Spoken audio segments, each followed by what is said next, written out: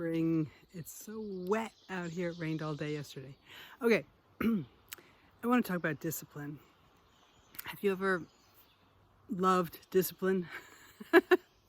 Maybe you do. That word to me triggers all sorts of nasty feelings, like I should and I ought to. There's a school marm involved. There's that part of me that's doing the shoulds, that is trying to control me. For good reason. You know, there's a lot of chaos in my life and some structure would be good. As a creative, what I've discovered is that structure should be supportive. I want to build structures, time structures, space structures, community structures, rhythms that feel supportive in order to support the creative work that I'm doing or that you're doing. So if you've ever been told that you need more discipline and that inner rebel in you, like my inner rebel, said, fuck you, no, and ran away from it. Like in diet culture, this is just classic.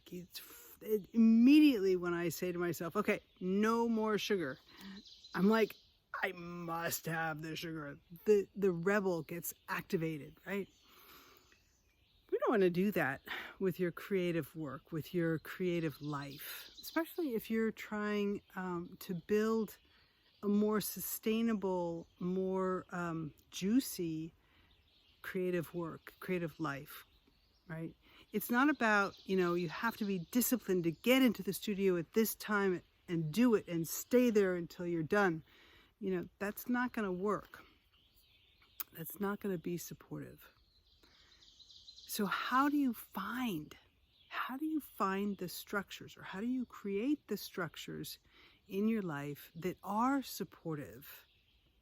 Because the other thing is that on the flip side of it is, if you have no structure, then you're always having to make a decision. And there is a thing called, now I don't know the word for it, but too many decisions, decision fatigue. If you're always having to decide, is this the time to do this? What am I going to do now? What do I have to do next? You get decision fatigue.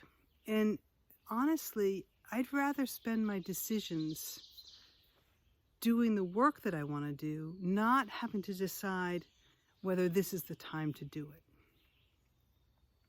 So there's certain rituals that I have in place. I know Monday, Wednesday, and Friday, I go to the pool. First thing in the morning, I make tea, I get in the car, I go to the pool. And it makes me feel better for the day. Tuesdays and Thursdays, more flexibility. Maybe I go to the pool, maybe I go out for a walk, maybe I go for a bike ride, but I do something that is supportive to my physical being. Because if I get up and I go immediately to my computer, which is what can easily happen, then I'm not supporting my physical needs, and I run down and I get clogged up. I need the physical movement. Okay, that's me. I don't know what it is for you. Each of us is individual in this way. So it's a process to figure out what works for you. And I'm just going to give you the key. I can tell you it's an iterative process. You've got to do trial and error. But there is one key, which is pleasure. Guiding principle, pleasure. You get to do things that feel good to you. If you're going into the studio and you're not finding pleasure there, then you got to look around and say, what would support this better for me? Yeah? What would support the idea that I get to enjoy my life? I get to enjoy my work. That's what's going to make room for the best work to emerge.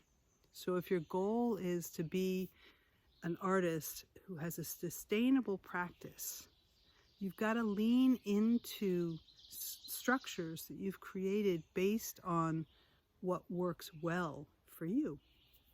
not what works well for somebody else. Okay, you might try theirs though, see whether it works. All right, Val Gilman, Taproot Arts and Insight. I hope this helps. I'll talk to you soon. Please share, send it around, and yeah, subscribe. I would love to keep talking to you. Talk to you soon.